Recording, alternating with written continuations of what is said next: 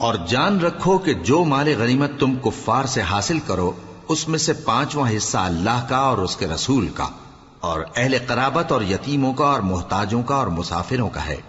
اگر تم اللہ پر اور اس نصرت پر ایمان رکھتے ہو جو حق و باطل میں فرق کرنے کے دن، یعنی جنگ بدر میں جس دن دونوں فوجوں میں مٹ بھیڑ ہو گئی تھی، ہم نے اپنے محبوب بندے محمد صلی اللہ علیہ وآلہ وسلم پر نازل فرمائی، اور اللہ ہر چیز پر قادر ہے۔ جس وقت تم مدینے سے قریب کے ناکے پر تھے اور کافر دور کے ناکے پر، اور قافلہ تم سے نیچے اتر گیا تھا، اور اگر تم جنگ کے لیے آپس میں قرارداد کر لیتے تو وقت معین پر جمع ہونے میں تقدیم و تاخیر ہو جاتی، لیکن اللہ کو منظور تھا کہ جو کام ہو کر رہنے والا تھا اسے کر ہی ڈالے، تاکہ جو مرے بصیرت پر یعنی یقین جان کر مرے، اور جو جیتا رہے وہ بھی بصیرت پر یعنی حق پہچان کر جیتا رہے۔ اور کچھ شک نہیں کہ اللہ سنتا ہے، جانتا ہے۔ اس وقت اللہ نے تمہیں خواب میں کافروں کو تھوڑی تعداد میں دکھایا تھا، اور اگر بہت کر کے دکھاتا تو تم لوگ جی چھوڑ دیتے اور جو کام درپیش تھا اس میں جھگڑنے لگتے، لیکن اللہ نے تمہیں اس سے بچا لیا، بے شک وہ سینوں کی باتوں تک سے واقف ہے۔ اور اس وقت جب تم ایک دوسرے کے مقابل ہوئے تو کافروں کو تمہاری نظروں میں تھوڑا کر کے دکھاتا تھا اور تم کو ان کی نگاہوں میں تھوڑا کر کے دکھاتا تھا، تاکہ اللہ کو جو کام کرنا منظور تھا اسے کر ڈالے، اور سب کاموں کا رجوع اللہ ہی کی طرف ہے۔ مومنو، جب کفار کی کسی جماعت سے تمہارا مقابلہ ہو تو ثابت قدم رہو اور اللہ کو بہت بہت یاد کرو تاکہ مراد حاصل کر لو، اور اللہ اور اس کے رسول کے حکم پر چلو، اور آپس میں جھگڑا نہ کرنا کہ ایسا کرو گے تو تم بزدل ہو جاؤ گے اور تمہاری ہوا اکھڑ جائے گی، اور صبر سے کام لو کہ اللہ صبر کرنے والوں کا مددگار ہے۔ اور ان لوگوں جیسے نہ ہونا جو اتراتے ہوئے یعنی حق کا مقابلہ کرنے کے لیے اور لوگوں کو دکھانے کے لیے گھروں سے نکل آئے اور لوگوں کو اللہ کی راہ سے روکتے ہیں، اور جو اعمال یہ کرتے ہیں اللہ ان کا احاطہ کیے ہوئے ہے۔ اور جب شیطان نے ان کے اعمال ان کو آراستہ کر دکھائے اور کہا کہ آج کے دن لوگوں میں سے کوئی تم پر غالب نہ ہوگا اور میں تمہارا رفیق ہوں، لیکن جب دونوں فوجیں ایک دوسرے کے مقابل صف آرا ہوئیں تو پسپا ہو کر چل دیا اور کہنے لگا کہ مجھے تم سے کوئی واسطہ نہیں، میں تو ایسی چیزیں دیکھ رہا ہوں جو تم نہیں دیکھ سکتے، مجھے تو اللہ سے ڈر لگتا ہے اور اللہ سخت عذاب کرنے والا ہے۔ اس وقت منافق اور کافر جن کے دلوں میں بیماری تھی کہتے تھے کہ ان لوگوں کو ان کے دین نے مغرور کر رکھا ہے، اور جو شخص اللہ پر بھروسہ رکھتا ہے تو اللہ غالب ہے، حکمت والا ہے۔ اور کاش تم اس وقت کی کیفیت دیکھو جب فرشتے کافروں کی جانیں نکالتے ہیں کہ ان کے چہروں اور پیٹھوں پر مارتے جاتے ہیں اور کہتے ہیں اب آگ کے عذاب کا مزہ چکھو، یہ ان اعمال کی سزا ہے جو تمہارے ہاتھوں نے آگے بھیجی ہیں۔ اور یہ جان رکھو کہ اللہ بندوں پر ظلم نہیں کرتا، جیسا حال فرعونیوں اور ان سے پہلے لوگوں کا ہوا تھا ویسا ہی ان کا ہوا کہ انہوں نے اللہ کی آیتوں سے کفر کیا تو اللہ نے ان کے گناہوں کی سزا میں ان کو پکڑ لیا، بے شک اللہ زبردست ہے، سخت عذاب دینے والا ہے۔ یہ اس لیے کہ جو نعمت اللہ کسی قوم کو دیا کرتا ہے جب تک وہ خود اپنے دلوں کی حالت نہ بدل ڈالیں اللہ اسے نہیں بدلا کرتا، اور اس لیے کہ اللہ سنتا جانتا ہے۔ جیسا حال فرعونیوں اور ان سے پہلے لوگوں کا ہوا تھا ویسا ہی ان کا ہوا، انہوں نے اپنے پروردگار کی آیتوں کو جھٹلایا تو ہم نے ان کو ان کے گناہوں کے سبب ہلاک کر ڈالا اور فرعونیوں کو ڈبو دیا، اور وہ سب ظالم تھے۔ جانداروں میں سب سے بدتر اللہ کے نزدیک وہ لوگ ہیں جو کافر ہیں، سو وہ ایمان نہیں لاتے۔ جن لوگوں سے تم نے صلح کا عہد کیا ہے پھر وہ ہر بار اپنے عہد کو توڑ ڈالتے ہیں اور اللہ سے نہیں ڈرتے، اگر تم ان کو لڑائی میں پاؤ تو انہیں ایسی سزا دو کہ جو لوگ ان کے پس پشت ہوں وہ ان کو دیکھ کر بھاگ جائیں، عجب نہیں کہ ان کو اس سے عبرت ہو۔ اور اگر تم کو کسی قوم سے دغابازی کا خوف ہو تو ان کا عہد انہی کی طرف پھینک دو کہ اس طرح تم سب برابر ہو جاؤ، کچھ شک نہیں کہ اللہ دغابازوں کو دوست نہیں رکھتا۔ اور کافر یہ خیال ہرگز نہ کریں کہ وہ آگے نکل گئے ہیں، وہ ہمیں عاجز نہیں کر سکتے، اور جہاں تک ہو سکے فوج کی جمعیت کے زور سے اور گھوڑوں کے تیار رکھنے سے ان کے مقابلے کے لیے مستعد رہو کہ اس سے اللہ کے دشمنوں اور تمہارے دشمنوں اور ان کے سوا اور لوگوں پر جن کو تم نہیں جانتے اور اللہ جانتا ہے ہیبت بیٹھی رہے گی، اور تم جو کچھ اللہ کی راہ میں خرچ کرو گے اس کا ثواب تم کو پورا پورا دیا جائے گا اور تمہارا ذرا نقصان نہ کیا جائے گا۔ اور اگر یہ لوگ صلح کی طرف مائل ہوں تو تم بھی اس کی طرف مائل ہو جاؤ، اور اللہ پر بھروسہ رکھو، کچھ شک نہیں کہ وہ سب کچھ سنتا ہے، جانتا ہے۔ اور اگر یہ چاہیں کہ تم کو فریب دیں تو اللہ تمہیں کفایت کرے گا، وہی تو ہے جس نے تم کو اپنی مدد سے اور مسلمانوں کی جمعیت سے تقویت بخشی اور ان کے دلوں میں الفت پیدا کر دی، اور اگر تم دنیا بھر کی دولت خرچ کرتے تب بھی ان کے دلوں میں الفت پیدا نہ کر سکتے، مگر اللہ ہی نے ان میں الفت ڈال دی، بے شک وہ زبردست ہے، حکمت والا ہے۔ اے نبی،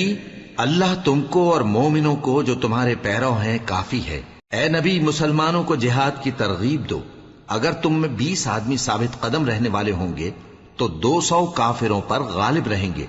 اور اگر 100 ایسے ہوں گے تو 1000 پر غالب رہیں گے، اس لیے کہ کافر ایسے لوگ ہیں کہ کچھ بھی سمجھ نہیں رکھتے۔ اب اللہ نے تم پر سے بوجھ ہلکا کر دیا اور معلوم کر لیا کہ ابھی تم میں کسی قدر کمزوری ہے، پس اگر تم میں 100 ثابت قدم رہنے والے ہوں گے تو وہ 200 پر غالب رہیں گے، اور اگر 1000 ہوں گے تو اللہ کے حکم سے 2000 پر غالب رہیں گے،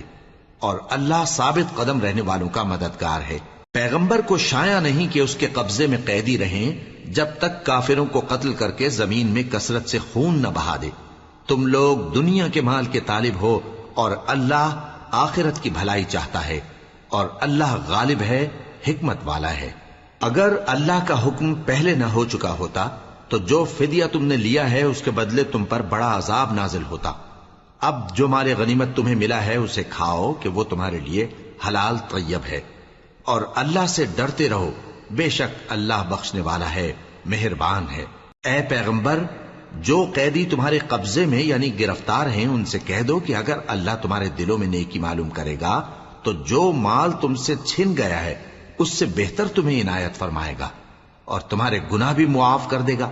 اور اللہ بخشنے والا ہے، مہربان ہے۔ اور اگر یہ لوگ تم سے دغا کرنا چاہیں گے تو یہ پہلے ہی اللہ سے دغا کر چکے ہیں، تو اس نے ان کو تمہارے قبضے میں کر دیا، اور اللہ دانا ہے، حکمت والا ہے۔ جو لوگ ایمان لائے اور جنہوں نے ہجرت کی اور اللہ کی راہ میں اپنے مال اور جان سے لڑے، وہ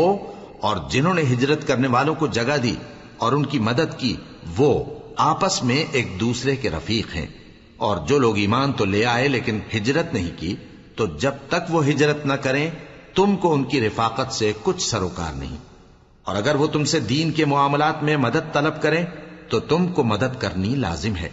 مگر ان لوگوں کے مقابلے میں کہ تم میں اور ان میں صلح کا عہد ہو مدد نہیں کرنی چاہیے، اور اللہ تمہارے سب کاموں کو دیکھ رہا ہے۔ اور جو لوگ کافر ہیں وہ بھی ایک دوسرے کے رفیق ہیں۔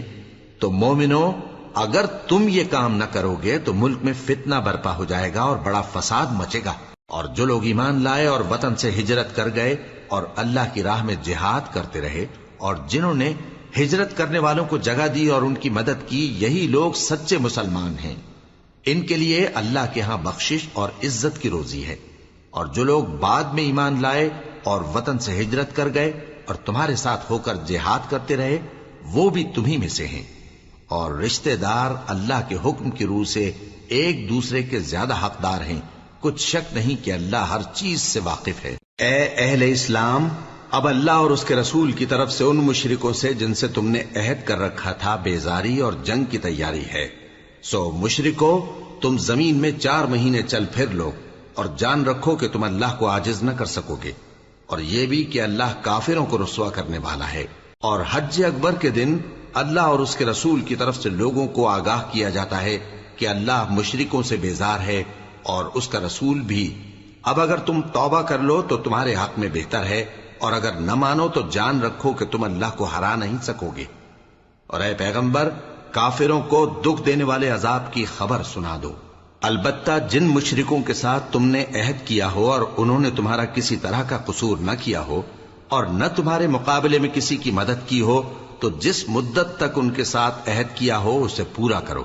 کہ اللہ پرہیزگاروں کو دوست رکھتا ہے۔ پس جب عزت کے مہینے گزر جائیں تو مشرکوں کو جہاں پاؤ قتل کر دو، اور ان کو پکڑ لو اور گھیر لو اور ہر گھات کی جگہ ان کی طاق میں بیٹھے رہو. پھر اگر وہ توبہ کر لیں اور نماز قائم کرنے اور زکات دینے لگیں تو ان کا رستہ چھوڑ دو. بے شک اللہ بخشنے والا ہے، مہربان ہے. اور اگر کوئی مشرک تم سے پناہ کا خواستگار ہو تو اس کو پناہ دے دو یہاں تک کہ وہ کلام اللہ کو سننے لگے، پھر اس کو امن کی جگہ واپس پہنچا دو، اس لیے کہ یہ بے خبر لوگ ہیں. بھلا مشرکوں کے لیے جنہوں نے عہد توڑ ڈالا اللہ اور اس کے رسول کے نزدیک عہد کیسے قائم رہ سکتا ہے؟ ہاں، جن لوگوں کے ساتھ تم نے مسجد حرام یعنی خانہ کعبہ کے نزدیک عہد کیا ہے، اگر وہ اپنے عہد پر قائم رہیں تو تم بھی اپنے قول و قرار پر قائم رہو.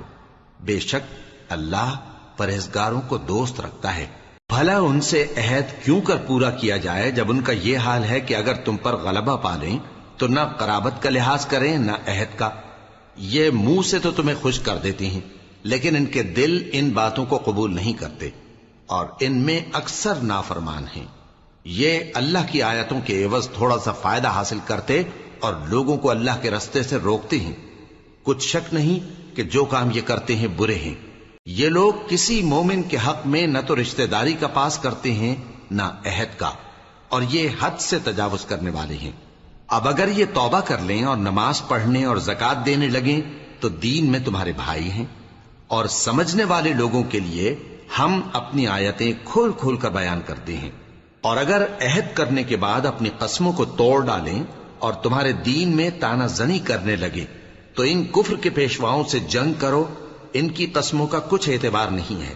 عجب نہیں کہ اپنی حرکات سے باز آ جائیں. بھلا تم ایسے لوگوں سے کیوں نہ لڑو جنہوں نے اپنی قسموں کو توڑ ڈالا اور پیغمبر کو وطن سے نکالنے کا ارادہ کر لیا اور انہوں نے تم سے عہد شکنی کی ابتدا کی. کیا تم ایسے لوگوں سے ڈرتے ہو؟ سو ڈرنے کے لائق تو اللہ ہے اگر تم ایمان والے ہو. ان سے خوب لڑو، اللہ ان کو تمہارے ہاتھوں سے عذاب میں ڈالے گا اور انہیں رسوا کرے گا اور تم کو ان پر غلبہ دے گا اور مومن لوگوں کے سینوں کو شفا بخشے گا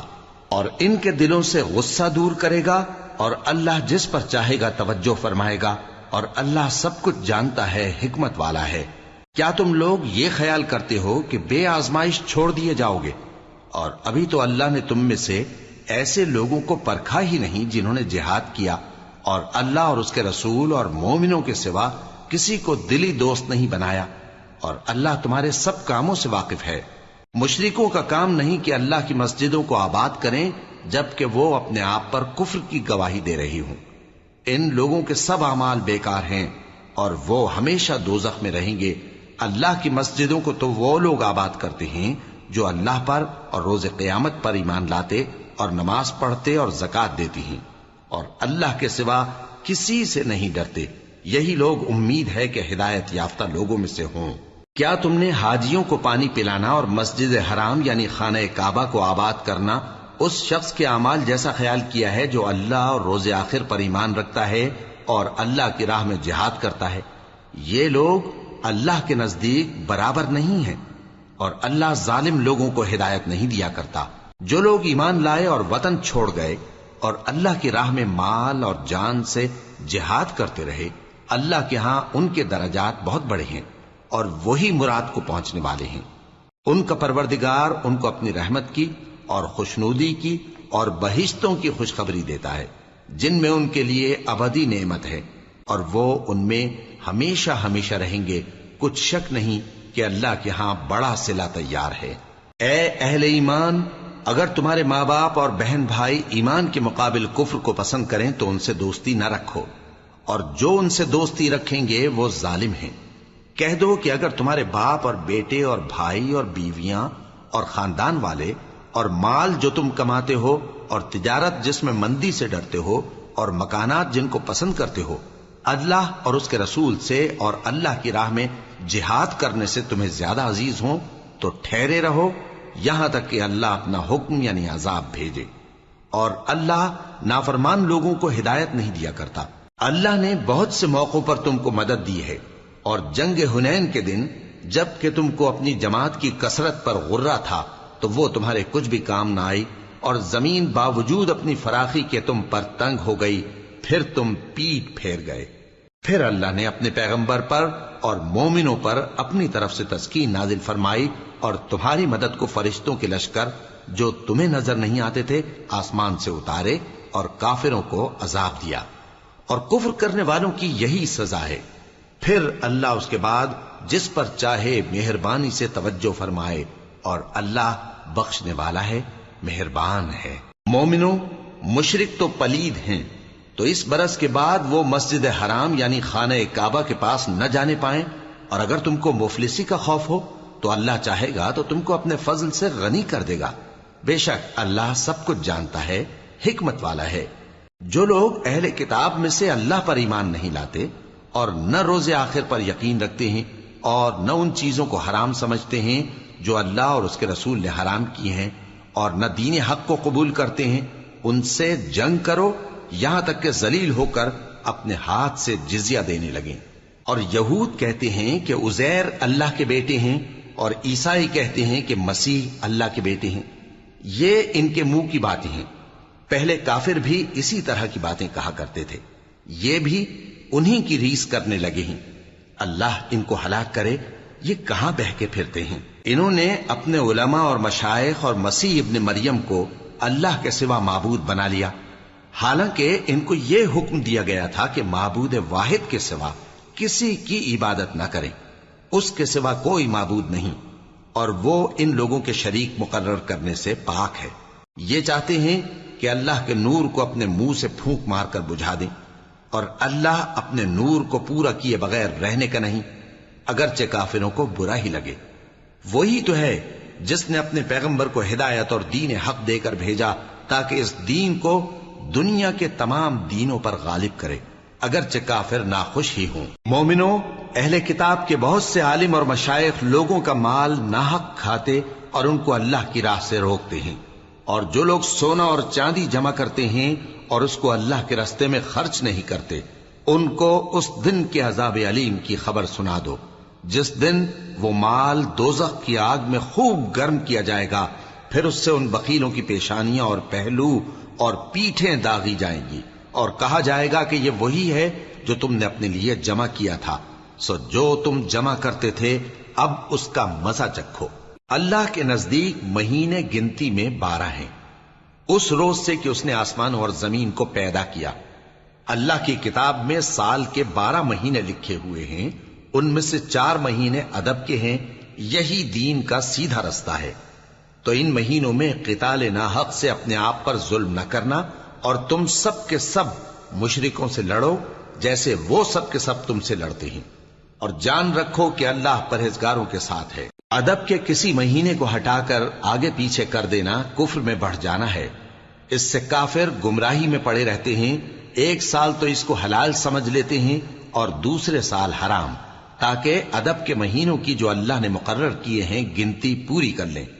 اور جو اللہ نے منع کیا ہے اس کو جائز کر لیں۔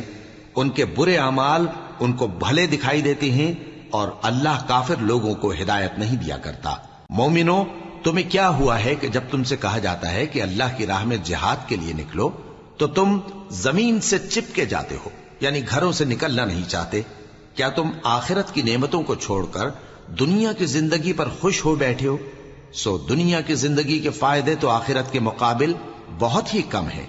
اگر تم نہ نکلو گے تو اللہ تم کو بڑی تکلیف کا عذاب دے گا، اور تمہاری جگہ اور لوگ پیدا کر دے گا، اور تم اس کو کچھ نقصان نہ پہنچا سکو گے، اور اللہ ہر چیز پر قدرت رکھتا ہے۔ اگر تم پیغمبر کی مدد نہ کرو گے تو اللہ ان کا مددگار ہے۔ وہ وقت تم کو یاد ہوگا جب ان کو کافروں نے گھر سے نکال دیا، اس وقت 2 ہی شخص تھے، جن میں ایک ابو بکر رضی اللہ تعالی عنہ تھے، دوسرے ہمارے پیغمبر صلی اللہ علیہ وآلہ وسلم۔ جب وہ دونوں غار ثور میں تھے، اس وقت پیغمبر اپنے رفیق کو تسلی دیتے تھے کہ غم نہ کرو، اللہ ہمارے ساتھ ہے۔ تو اللہ نے ان پر تسکین نازل فرمائی اور ان کو ایسے لشکروں سے مدد دی جو تم کو نظر نہیں آتے تھے، اور کافروں کی بات کو پست کر دیا۔ اور بات تو اللہ ہی کی بلند ہے،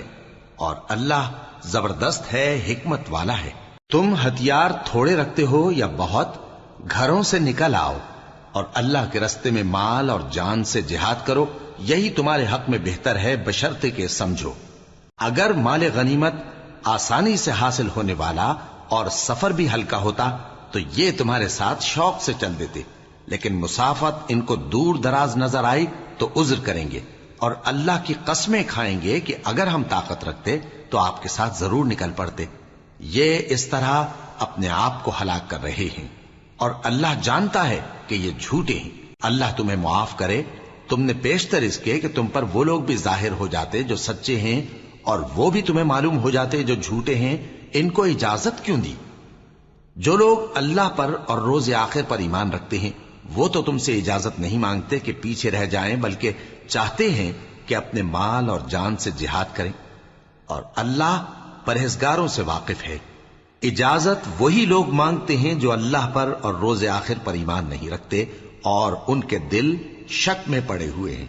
سو وہ اپنے شک میں ڈاواں ڈول ہو رہی ہیں۔ اور اگر وہ نکلنے کا ارادہ کرتے تو اس کے لیے سامان تیار کرتے،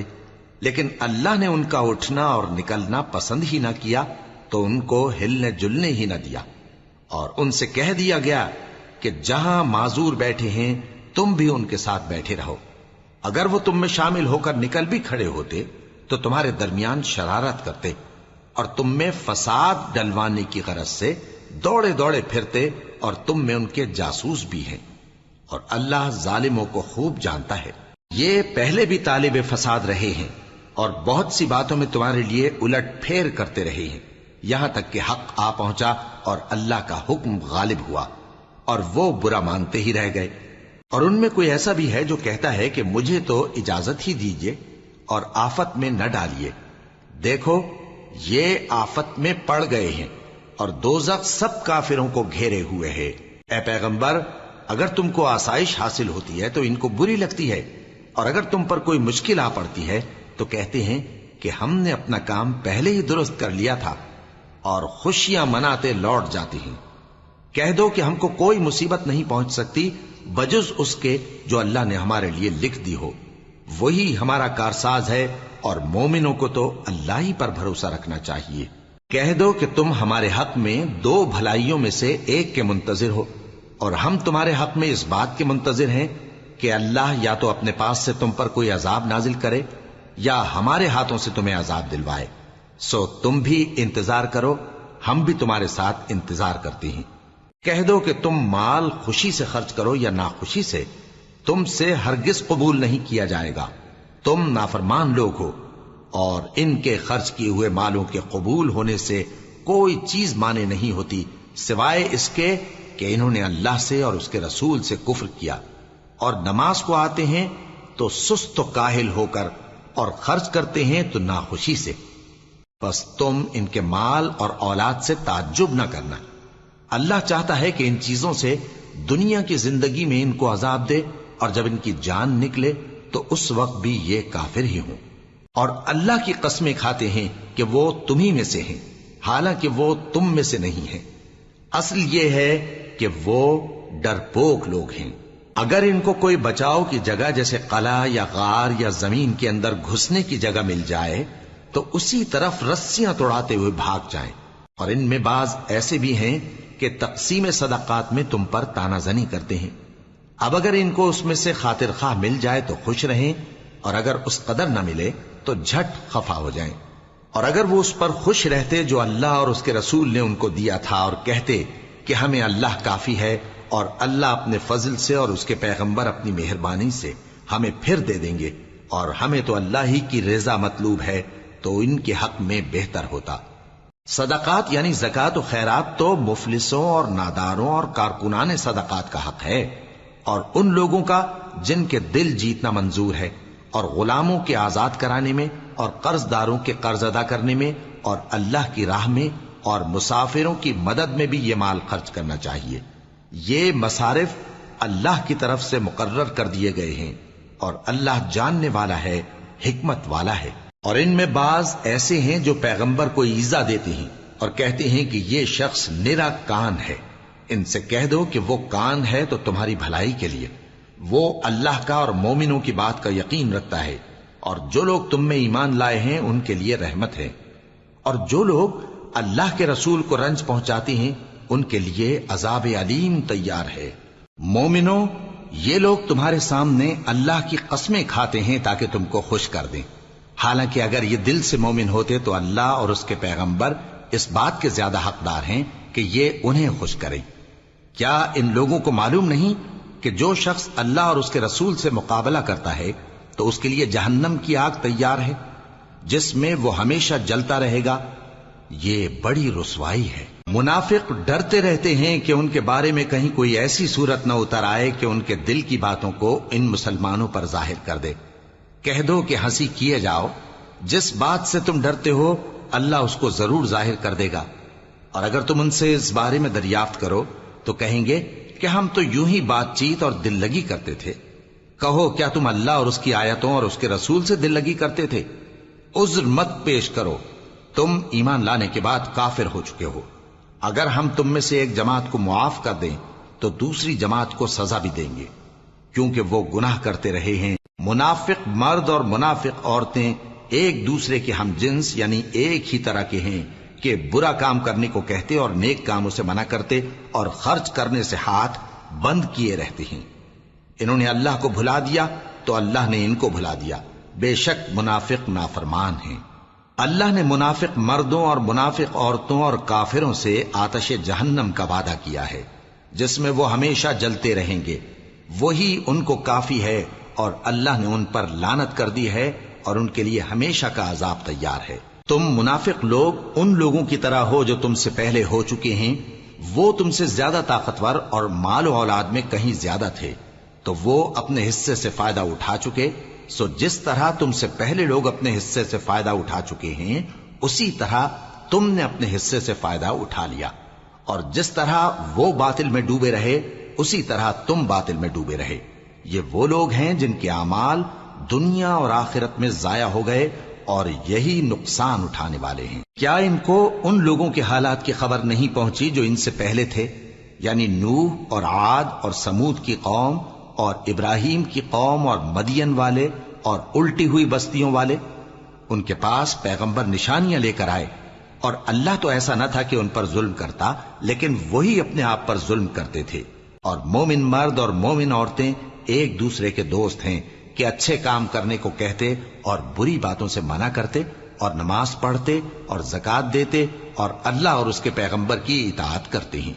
یہی لوگ ہیں جن پر اللہ رحم کرے گا، بے شک اللہ غالب ہے، حکمت والا ہے۔